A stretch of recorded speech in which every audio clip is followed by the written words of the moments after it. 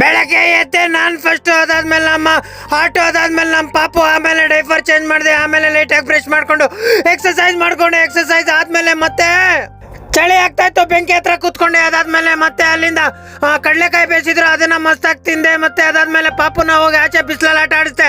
ಅದಾದ್ಮೇಲೆ ಮತ್ತೆ ಪಾಪುಗೆ ಸಿರಪ್ ಕೊಟ್ಬಿಟ್ಟು ಅದಾದ್ಮೇಲೆ ಪಾಪುಗೆ ಮತ್ತೆ ಆಟ ಆಡಿಸ್ದೆ. ಅದಾದ್ಮೇಲೆ ನಮ್ಮ ವೈಫು ಹೋಗ್ಬಿಟ್ಟು ಮಸ್ತಾಗಿ ಪೂಜೆ ಮಾಡಿ ಮಸ್ತಾಗಿ ಎಲ್ಲರೂ ರೆಡಿಯಾಗಿ ಹೋಗಿದ್ವಿ.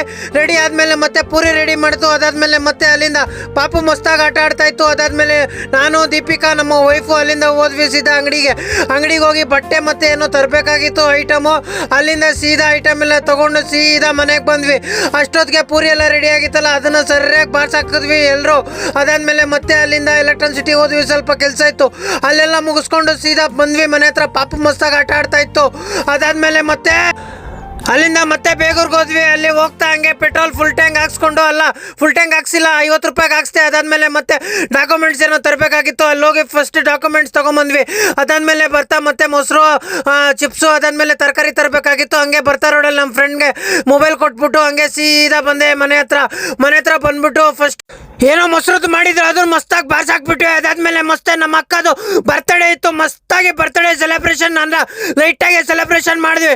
ಅದಾದ್ಮೇಲೆ ಕೇಕ್ ಎಲ್ಲ ಸರಿಯಾಗಿ ಬಾರ್ಸಾಕ್ಬಿಟ್ವಿ. ಕೇಕ್ ಎಲ್ಲ ಬಾರ್ಸಿದ್ಮೇಲೆ ಮತ್ತೆ ಹೊಟ್ಟೆ ಹಸಿತ ಚೆನ್ನಾಗಿ ತಿಂದೆ. ಇವತ್ತು ನಾ ವ್ಲಾಗ್ ಮುಗೀತು. ಮತ್ತೆ ಸಿಕ್ಕನ ನಾಳೆ.